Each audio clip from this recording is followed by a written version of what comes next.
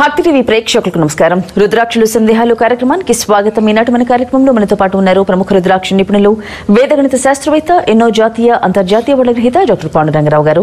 ఇక ఇదంతా కూడా ధనుర్మాసం కాబట్టి చాలా మంది కూడా కార్తీక మాసం అనంతరం ధనుర్మాసం కూడా పవిత్రమైన మాసంగా భావిస్తారు. కాబట్టి కొత్తగా రుద్రాక్ష ధారణ చేసేవారు మరి ఎటువంటి సందేహాలు ఉన్నా స్క్రీన్ మీద నంబర్స్ నోట్ చేసుకోండి. గురుగారు మీ అందరితో మాట్లాడడానికి సిద్ధంగా ఉన్నారు. అలాగే ఆల్రెడీ ధరించిన వారు కూడా దాన్ని చక్కగా మనకు దాన్ని జమ చేసుకోవాలనే కోరిక ఉంటుంది. ఒక్కొక్కటి ఇంకొకటి యాడ్ చేసుకుంటూ వెళ్తారు. సో ఏది యాడ్ చేసుకోవాలని సందేహాలున్నా కానీ చక్కగా గురుగారితో మీరు మాట్లాడవచ్చు.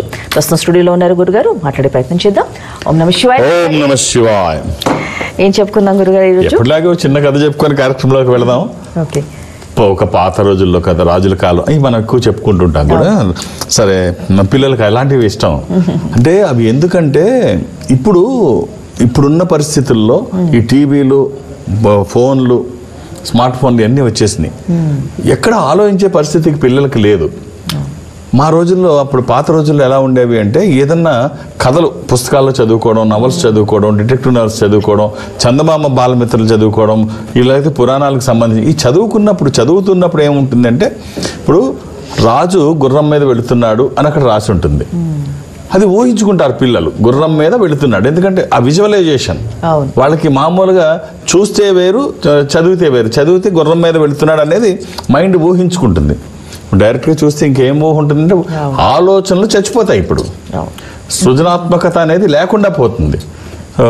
అందుకనే ఈ కథలు గుర్తు చేస్తే ఆలోచనలో వాళ్ళు పిల్లలు వెళ్తారు, లేకపోతే పిల్లలకి పెద్దవాళ్ళు చెప్తారు అనే ఉద్దేశంతో ఒక చిన్న ప్రయత్నం. అందులో ఏమైనా మెసేజ్ ఉంటే ఇంకా బాగుంటుందని ఒక తాపత్రయం.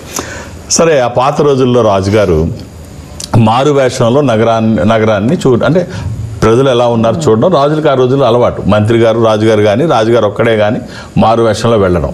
సరే, మంత్రి గారు, రాజుగారు ఇద్దరు బయలుదేరారు. మారు వేషంలో బయలుదేరి ప్రజలు కష్ట సుఖాలు తెలుసుకుందామని అలా వెళుతుంటే ఒక కూడలిలో, 4 జంక్షన్ల కూడలిలో వ్యాపార సంస్థలు అన్నీ, అక్కడ అన్ని షాపులు ఉన్నాయి. అక్కడ ఒక వ్యక్తి చనిపోయి ఉన్నాడు, శవం పడి ఉంది. శవం పడి ఉంటే చూస్తాడు, అరే చనిపోయినట్టున్నాడు, ఎవరు అతని దగ్గరికి రావట్లేదు, ఏమిటా అని చూడట్లేదు, ఏమిటిది అని చెప్పేసి ఆలోచిస్తాడు. మంత్రిని అడుగుతాడు, ఏమిటి మంత్రి గారు సంగతి అంటే, ఏమో వాడి పద్ధతి ఏంటో అసలు ఏం అర్థం కావట్లేదు, ఇంతసేపు మనం నిల్చున్నాము, అసలు ఏమిటి తొంగి చూసేవాడు లేడు, ఎవడు చచ్చిపోయాడు ఆరా తీసేవాడు లేడు అని అంటే, సరే మీరు ఇక్కడే ఉండండి మంత్రి, నేను వెళ్ళి ఆ ఎదర షాపు వాడిని కనుక్కొస్తాను, దుకాణదారుడిని అని. ఏమిటయ్యా ఇతను చనిపోయినట్టున్నాడు, ఎవరూ పట్టించుకోవట్లేదు అంటే, వాడి సంగతి మీకు ఎందుకు, మీ పని మీరు చూసుకోండి అని. ఇదేమిటి ఇంత నిర్లక్ష్యంగా ఇంత ఇదిగా చెప్తున్నారు. పక్క షాప్కి వెళ్ళి ఇంకొంచెం ఎదరికెళ్ళి అక్కడికి వెళ్ళి అడుగుతాడు, మీ పనులు మీరు చూసుకోకుండా ఎందుకు కాలయాపన చేస్తారు, వాడి సంగతి మీకెందుకు, మీరు వెళ్ళండి. సరే, మీకు 3వ షాప్ దగ్గరికి వెళ్తాడు. అతను చెప్తాడు, సరే వాడు పనికి మాలినాడు, వాడంత దరిద్రుడు నికృష్టుడు ఎవడు ఉండడు, వాడిని పట్టించుకోడు, వాడి గురించి మాట్లాడడమే తప్పు, వాడు చేసిన ఎదవ పనులు అంతా ఇంత కాదు, ఒక్క మంచి పని చేయడు, వాడికి లేని అలవాటు లేదు, ఇలాంటి నికృష్టుల గురించి ఆలోచించి మీ సమయం వేస్ట్ చేసుకోకండి అంటే, నిజంగా అతని గురించి ఆలోచించే వాళ్ళు ఎవరు లేరు. పోనీ అతని ఇల్లు తెలుసా అంటే, ఇవన్నీ మీకెందుకంటే పని ఇల్లు తెలిస్తే చెప్పు, ఇల్లు ఎక్కడ అని అంటేనేమో, సరే 3వ అతను చెప్తాడు, పలానా దగ్గర ఉంటాడు. ఎవరు శవాన్ని ఇలా వదిలేశారు, ఎవరు తీసుకెళ్ళట్లేదని. సరే, రాజుకి తప్పదు కదా, మంత్రి ఇక్కడ గమనించమని చెప్పి, మంత్రి నన్ను ఉండమని చెప్పి భుజం మీద వేసుకొని శవాన్ని, ఆ ఇల్లు చెప్పిన అడ్రస్కి భుజం మీద వేసుకొని వెళ్తాడు రాజు. వెళ్ళి, ఇంత దుర్మార్గుడా, తెలుసుకుందాం ఇతని గురించి, అసలు ఏడ్చేవాళ్ళు లేరు, చూసేవాళ్ళు లేరు, పట్టించుకునేవారు లేరు, పక్కకు లాగేవాళ్ళు కూడా లేరు అని చెప్పి రాజు భుజం మీద వేసుకొని ఆ ఇంటికి వెళ్ళి ఆ శవం ఇంటి ముందు దింపి ఆ తలుపు కొడతాడు. ఆ ఇల్లాలు వస్తుంది. ఇల్లాలు వచ్చి తలుపు తీసిన తర్వాత మగుడిని చూస్తుంది. చూసి శవం రూపంలో ఉన్న మగుడిని చూసి బోరును ఏడుస్తుంటుంది. తల కొట్టుకొని, గుండెలు బాదుకొని, ఇలా అయిపోయారా అని చెప్పేసి ఏడుస్తుంటుంది. ఇదేమిటి ఇంతగా రోధిస్తున్నావు, ఇతని గురించి ఎవరూ మంచిగా చెప్పలేదు, శవాన్ని కూడా తాకడానికి ఎవరు ఇష్టపడలేదు, చూడడానికి ఇష్టపడలేదు, తాకడానికి కాదు, నువ్వేంటి ఇంత ప్రేమ చూపిస్తున్నావు ఇంత దుర్మార్గుడి మీద అంటే, దుర్మార్గుడు కాదు మీకు అని ఆ ఏడుపు ఆపిన తర్వాత చెప్పుద్ది అనమాట. ఆ బాధ కొంత తగ్గిన తర్వాత రాజు అడుగుతాడు. తగ్గిన తర్వాత ఆమె చెప్పడం మొదలు పెడుద్ది, నా భర్త దుర్మార్గుడు కాదు, చాలా గొప్ప వ్యక్తి, వ్యాపారంతో డబ్బు సంపాదించడం ధ్యేయంగా, మాకు అంత అవసరం లేదు, వ్యాపారమే ధ్యేయంగా డబ్బు సంపాదించడమే లక్ష్యంగా పెట్టుకొని న్యాయ పద్ధతిలో చాలా ఎక్కువ డబ్బు సంపాదిస్తాడు. ఈ సంపాదించిన డబ్బు ఏం చేస్తాడంటే, నేను రోజు చెప్తాను ఇది మంచి పద్ధతి కాదు, రాంగ్ మెసేజ్ వెళ్తుంది సమాజంలో, నిన్ను దుర్మార్గుడిగా చూస్తారు అని చెప్తే, నన్ను దుర్మార్గుడిగా చూసినా పర్వాలేదు అని చెప్పేసి తను ఆ మద్యం దుకాణం దగ్గరికి వెళ్ళి, అంటే ఇప్పుడులాగా మద్యం ఎంత కావాలంటే అంత తీసుకొచ్చి లారీలు అమ్మే పరిస్థితి కాదు. ఏ వ్యాపారస్తుడైనా తన దగ్గర ఉన్నది పెట్టడం, అది అయిపోతే ఇంటికి వెళ్ళిపోవడం, మళ్ళీ ఇంటి దగ్గర తెచ్చే పని ఉండదు, ఇంటికి అయిపోతే ఇంటికి వెళ్ళిపోవడం. సరే, మద్యం షాప్ దగ్గరికి వెళ్ళి తన దగ్గర ఉన్న డబ్బుతో ఎంతవరకు కొనగలడో అంత మద్యం కొనుక్కొని ఇంటికి వెళ్ళిపోతాడు.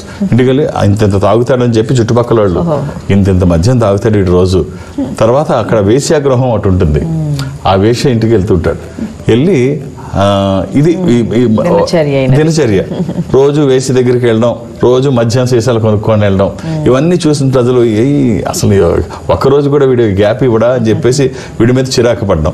అసలు విషయం భార్య చెప్పుద్ది, డబ్బు సంపాదించడం, మద్యం సీసాలు ఎంత కొనగలిగితే అంత కొనడం, తీసుకొచ్చి మా ఇంట్లో ఈ కాలువలో వంపడం, ఆ వేసి దగ్గరికి వెళ్ళడం, డబ్బు తీసుకొని వెళ్ళి, ఇవాళ ఇంకెవరిని రానివ్వకమ్మా, ఇగో ఈ డబ్బును ఉంచు అంటే, ఒక్కళ్ళైనా తనతో ఆ రోజు చెడ్డ పని చేయకుండా ఆపగలిగాను అన్న ఒక తృప్తి, ఆ మద్యం తాకుండా కొంతమందినైనా నిరోధించగలిగాను నా డబ్బుతో అని ఒక తృప్తి అనమాట. పాడు పని చేయకుండా ఎంతవరకు నేను నిరోధించగలను, నాతో ఏమవుతుందో అది చేయగలగడం.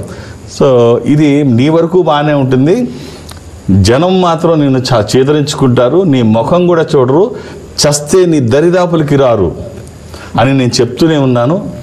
ఇవాళ ఈ పరిస్థితి వచ్చింది అంటే తను ఎక్కడా నా మాట వినేవాడు కాదు. నిజంగా నేను చచ్చిన రోజు వస్తే ఎవడు రావక్కర్లేదు, నేను చేసింది నిజంగా మంచిదైతే చక్రవర్తి నన్ను మోసుకొస్తాడు, జనంతో నాకు సంబంధం ఏంటనేవాడు.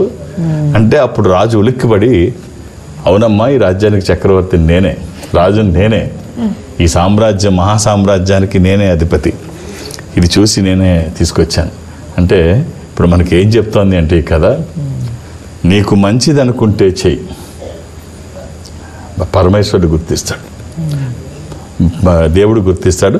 నువ్వు జనం ఏమనుకున్నా నువ్వు మంచిది అనుకుంటే నువ్వు చెయ్యి, జనంతో సంబంధం లేదు, ఖచ్చితంగా అది ప్రతిఫలం అయితే ఖచ్చితంగా నీకు ఉంటుంది.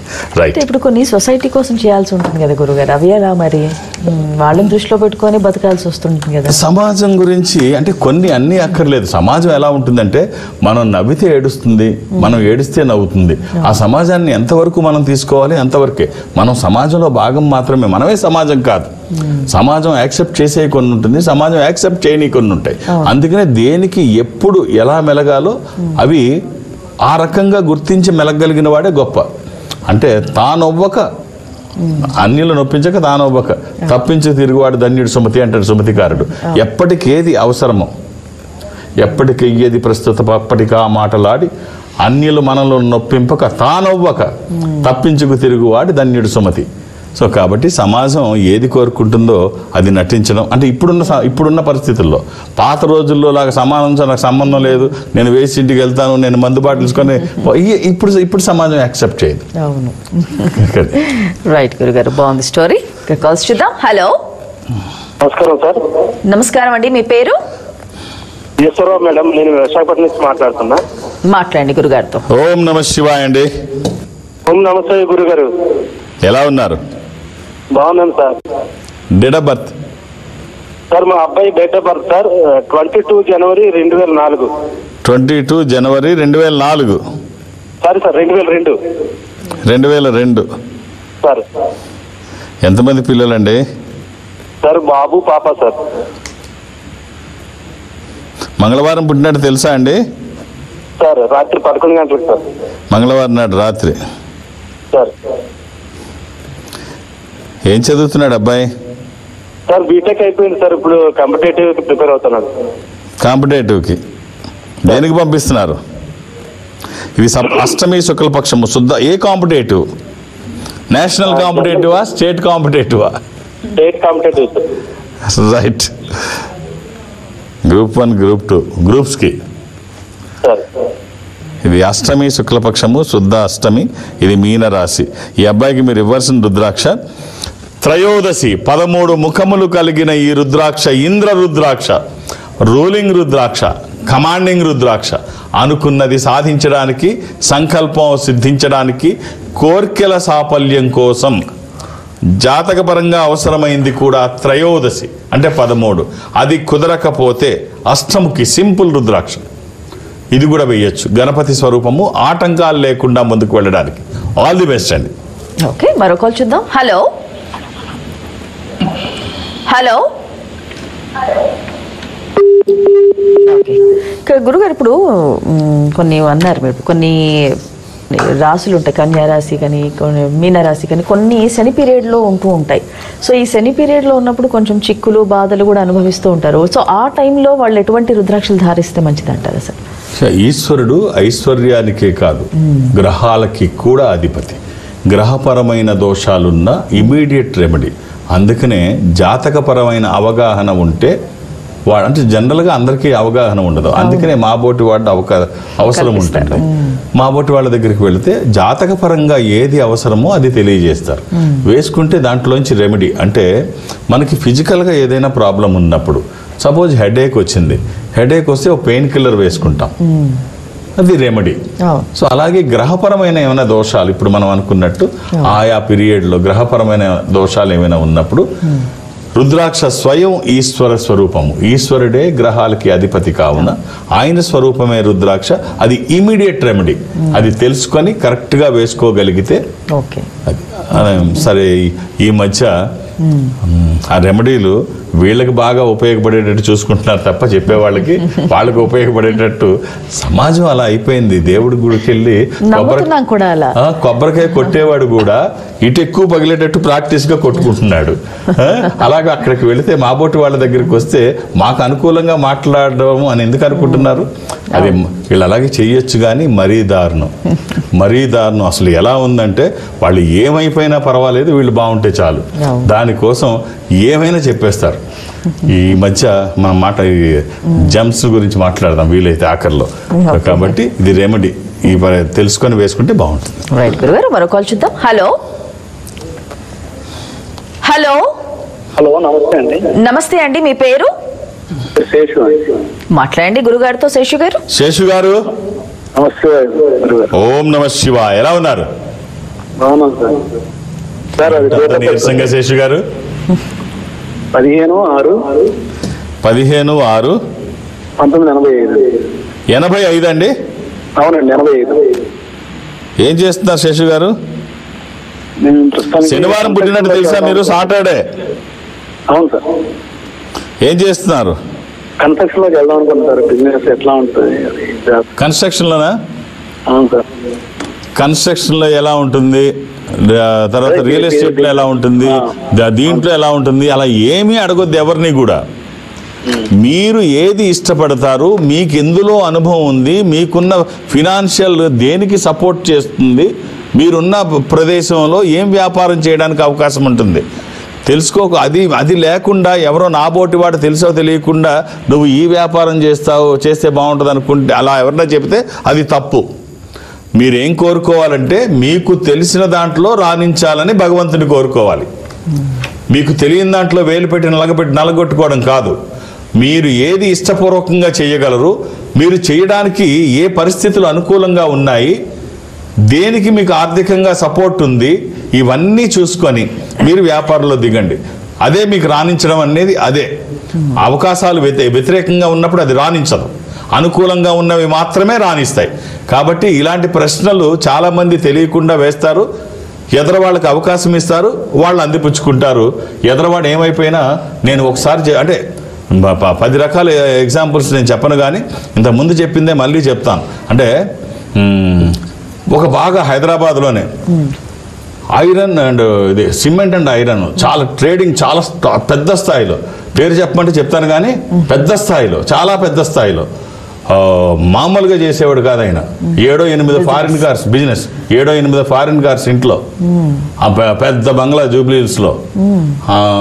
మామూలుగా బిజినెస్ కాదు. బిజినెస్ ఉన్నప్పుడు బిజినెస్ మ్యాన్ ఇంకేం కోరుకుంటాడు? ఇంకా బిజినెస్ కోరుకుంటాడు. డబ్బు వస్తున్నప్పుడు ఇంకా డబ్బు కావాలని కోరుకుంటాడు. ఈ వాళ్ళకి గురువులో లేకపోతే ఈ మెంటర్స్ ఎవరో ఉంటారు, ఆధ్యాత్మికవేత్తలు ఎవరో ఉంటారు. ఏం వ్యాపారం అతను మామూలుగా వచ్చినప్పుడు ఇదంతా చూసి చెప్పాడు, నీకు అసలు ఇనుము వ్యాపారం నీ జాతకానికి పడదు, నాశనం అయిపోతావు, నువ్వు చేస్తే అసలు మంచిది కాదు, ఏదో చేసావు అయిపోయింది, ఇక నుంచి నువ్వు చేయాల్సింది ఏం చేస్తే నీకు అనుకూలంగా ఉంటుంది గురువు గారు అంటే ఫలాంది చేస్తే బాగుంటుంది. సరే, ఆ స్థాయిలో చేసినవాడు కొత్త వ్యాపారం ఏ స్థాయిలో చేస్తాడు, దానికి ఏమాత్రం తగ్గకుండా ఇంకా బెటర్గానే చేయడానికి ట్రై చేస్తాడు, అంతేగాని చిన్నగా మొదలు పెట్టాడు. సో అంత బాగా సంపాదించిన వ్యక్తి అదే స్థాయిలో ఇంకా వ్యాపారం తనకు తెలియని దాంట్లోకి వెళితే, ఇప్పుడు నిజమే ఏం జరిగిందంటే మొత్తం తను సంపాదించింది మొత్తం పోయింది, తిరిగి అప్పులు అయ్యాడు, ఎంతో కంఫర్ట్ జోన్లో ఉన్న పిల్లలు రోడ్డు మీద పడిపోయారు. సో కాబట్టి ఇలాంటి మాటలు వినకండి. మీకు ఇవన్నీ ఏంటంటే మాలాంటి వాళ్ళు దేనికి ఉపయోగపడతారంటే, మీరు చేస్తున్న పనికి ఇప్పుడు నేనున్నాను, ఓ స్పిరిచువల్ సపోర్ట్ తీసుకోండి, ఒక ఆధ్యాత్మికమైన సహకారం తీసుకోండి, మీరు చేస్తున్న పనులు ఇది తోడైతే బాగుంటుంది. అంతేగాని మీ పని నేను చేసే విధంగా సలహా చెప్తే అది తప్పు అవుతుంది. మీ సామర్థ్యం నాకు తెలియదు. నేనేం చదివితే బాగుంటుందని పిల్లల్ని అడుగుతారు. పాపం వీడేదో బాగా చదువుకున్నట్టు వాళ్ళకి సలహా చెప్తుంటాడు. నేను చాలా మందిని చూస్తుంటాను, వీళ్ళకి ఏమీ తెలియకపోయినా వాళ్ళు ఏం చదవాలో వీళ్ళు చెప్తుంటారు. పిల్లోడికి ఇష్టం లేని సబ్జెక్ట్ ఏం చదువుతాడు? సో మనం ఏం కోరుకోవాలంటే మనకి ఎందులో అనుభవం ఉందో అందులో రాణించాలని కోరుకోవాలి తప్ప తెలియని సబ్జెక్టులో ఏలు పెట్టి అది మంచి పద్ధతి కాదు. రైట్, మీ జాతకానికి ఒక 7 ముఖాలు 10 ముఖాలు ఏకముఖి 3 రుద్రాక్షలు వేసుకునే ప్రయత్నం చేయండి. సప్తముఖి లక్ష్మీ స్వరూపము, శని దోషములకి మంచిది. దశముఖి విష్ణు స్వరూపము, మానసిక ఒత్తిళ్లు తగ్గడానికి, వాస్తు దోషములు పోవడానికి ఏకముఖి రుద్ర స్వరూపము, అపమృత్యు బాధలు లేకుండా. ఓకే, క్యాంప్స్ గురుగారు ఎల్లుండి విశాఖపట్నం. సో మళ్ళీ చెప్తున్నాను, రేపు మళ్ళీ రేపు ఒక్కరోజు, ఎల్లుండి పొద్దున్నే అక్కడ ఉండాలి. సో మధ్యాహ్నం వరకే ఉంటాను. మీరు అర్థం చేసుకొని ఒక్కొక్క పేరు మాత్రమే నమోదు చేయించండి. 2-3 చేసే ఆలోచన చేయొద్దు. అది నాకు కష్టం అవుతుంది, నాకు ఇబ్బంది అవుతుంది. నాకు ఇబ్బంది అంటే మీకు ఇబ్బంది అంటే, నాకు సంఖ్య కాదు కావాల్సింది, సమయం. ఒక జాతకాన్ని అది ఎనలైజ్ చేస్తున్నప్పుడు ఈ జాతకంలో ఏమి అవకాశాలు ఉన్నాయి, వాళ్ళతో మాట్లాడుతున్నప్పుడు వాళ్ళ స్థితిగతులు తెలుస్తూ ఉంటాయి. నేను ప్రత్యక్షంగా మాట్లాడుతున్నప్పుడు జాతకపరంగా వాళ్ళ లోపాలు అవకాశాలు తెలుస్తూ ఉంటాయి. ఏం చేస్తే బాగుంటుందో వాళ్ళతో డిస్కస్ చేసి వాళ్ళకు మంచి సలహా, ఏ రుద్రాక్ష ధారణ చేస్తే ఉన్న స్థితి నుంచి ఉన్నతంగా ఎదుగుతారో చెప్పడానికి నాకు ఒక అవకాశం ఉంటుంది, సమయం ఉంటే.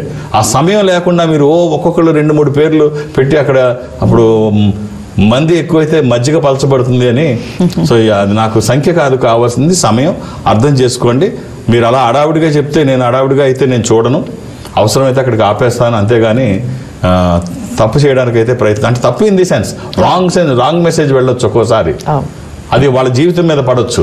మనం చేసిన చిన్న పొరపాటు వాళ్ళకి ఇందాక నేను చెప్పినట్టు రాంగ్ గైడ్ అవ్వచ్చు, రాంగ్ సజెషన్ అవ్వచ్చు, అది వాళ్ళకి ఇబ్బంది అవ్వచ్చు. అది నాకు ఎప్పుడు జీవితంలో గిల్టీగా ఉండిపోద్ది, నేను చేసిన పొరపాటు వల్ల అతనికి ఇలా జరిగింది అని. సో ఎట్టి పరిస్థితిలో నేను ఆ ఛాన్స్ తీసుకోను. మీరు ఖచ్చితంగా నాకు సమయం లేకపోతే నేను మధ్యలో వదిలిపెట్టి వచ్చేస్తాను.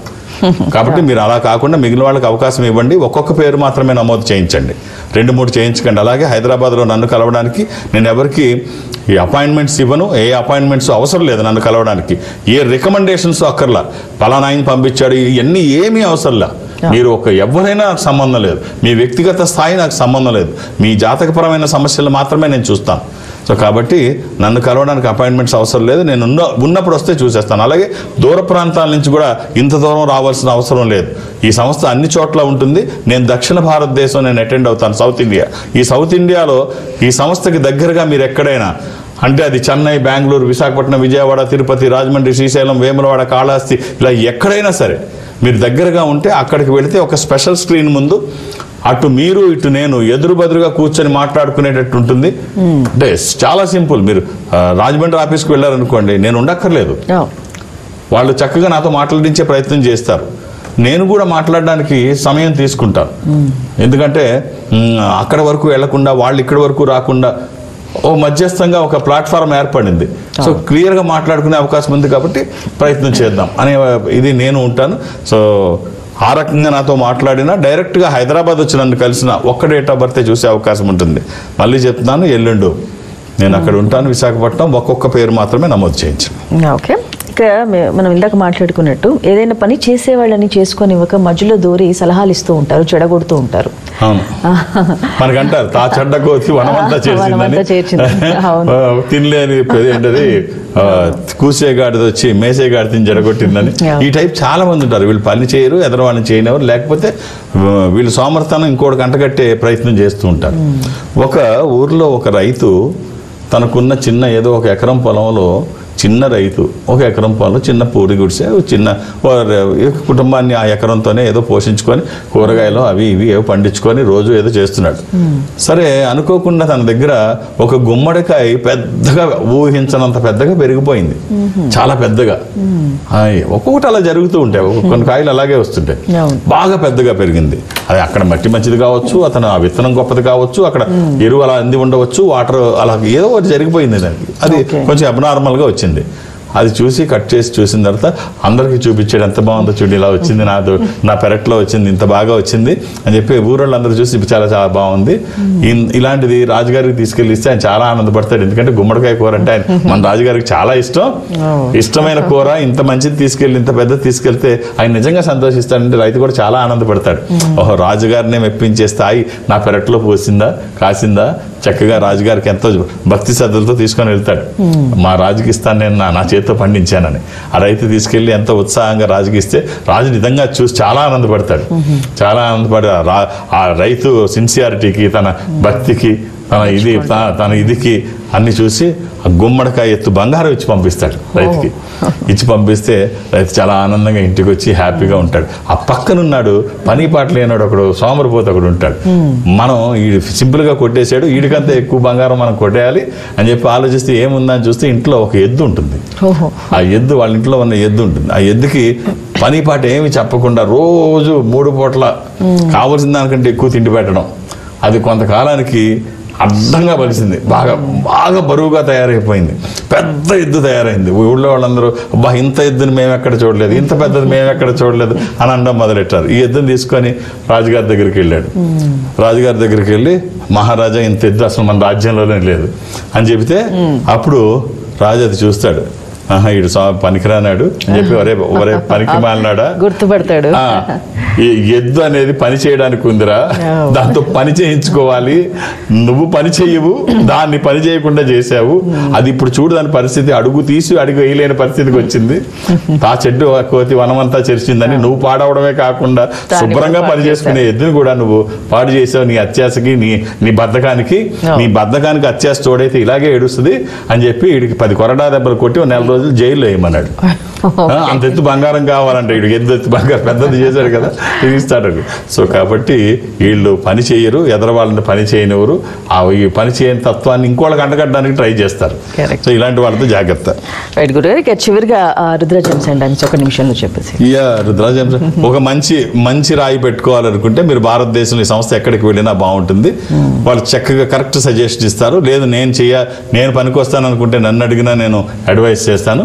ఈ మోసపూరిత వాటికి కొంచెం దూరంగా ఉండండి. మన బలహీనతల్ని నేను నిజంగా చూసా. అసలు ఒక పెద్ద సంస్థ పేరు తీసుకోను. ఇందాకైతే పేరు చెప్దాం, వేరే కథలో పేరు చెప్తానని, ఇప్పుడైతే సంస్థల పేర్లు చెప్పాల్సిన అవసరం నాకు లేదు. సో 30 రూపాయలది 2,75,000కి ఇచ్చిన ఘనత ఒక రాయిని, ఆ రికార్డ్ అంతా ఇప్పుడు నా దగ్గర ఉంది. అంటే నేను ఎప్పుడు ఎలా బయటపడి ఇది మంచి పద్ధతి కాదు, అది తెలుసుకొని అడిగితే, నేను రోజు చెప్తున్నాను కదా, వీటి గురించి అడిగితే అది టెస్ట్ చేస్తే అది మామూలు అని తేలింది. అప్పుడు వాళ్ళని అడిగితే డబ్బులు ఇంకో మంచిది ఇస్తామన్నారంట. మంచిది వద్దు, నాకు డబ్బులు ఇవ్వమంటే ఇచ్చేసారు, అల్లరి అయ్యేటట్టుందని. అలాగే అదేదో రత్నం అని చెప్పి ఒక ఆయన బయలుదేరారు. అది 15 లక్షలు అంట ఒక్కో రత్నం. అది ఏంటో మరి 3 నెలల్లో 100 కోట్లు వస్తాయంట పెట్టుకుంటే. ఈ మన బలహీనతల్ని వాళ్ళు ఏ విధంగా క్యాష్ ఏ రకంగా 3 నెలల్లో 100 కోట్లు వస్తాయి? 300 కోట్లు 500 కోట్లే వచ్చాయంట అందరికి, 100 కోట్లనే వేసుకుంటే. ఏమిటి ఇదంతా, ఈ దుర్మార్గం ఏమిటి? ఒక్కసారి లక్షల్లో తీసుకెళ్ళి కట్టేస్తుంటే ఇంట్లో అనుకున్న వాళ్ళు ఏమైపోతారు? ఈ దుర్మార్గం ఏమిటి? ఒక్కసారి ఆలోచించండి. ఇలాంటి ప్రలోభాలకి అంటే మన బలహీనతలు ఏదో ఇమీడియట్గా ఏదో పెద్దవాళ్ళం అయిపోదాం, అందరూ సంపాదిస్తున్నారు మనం సంపాదించేద్దాం అన్న ఈ తాపత్రయంతో ఇలాంటి వాళ్ళ చేతికి చిక్కకండి. జాగ్రత్త. నమ్మకం అవసరం, మూఢనమ్మకం ప్రమాదం. నమ్మకం అవసరం, మూఢనమ్మకం ప్రమాదం. ఏది అయినా అతి సర్వర్త వర్జయత్. అంతే. రైట్ గురుగారు, చాలా చక్కటి విషయాలు నేటి కార్యక్రమంలో రుద్రాక్షల సందేహాల ద్వారా మా అందరితో పంచుకున్నారు. మీకు ధన్యవాదాలు. ఓం నమః శివాయ. వీక్షించారుగా ఇది ఈనాటి రుద్రాక్షల సందేహాలు కార్యక్రమం. మరో కార్యక్రమంలో మళ్ళీ కలుసుకుందాం. నమస్కారం. Indo Nepal Rudraksha organisation, Jubilee Hills, road number 45 మరియు సోమాజిగూడ, హైదరాబాద్. సంప్రదించాల్సిన ఫోన్ నంబర్స్ 9118845678, 9177778855, 81868999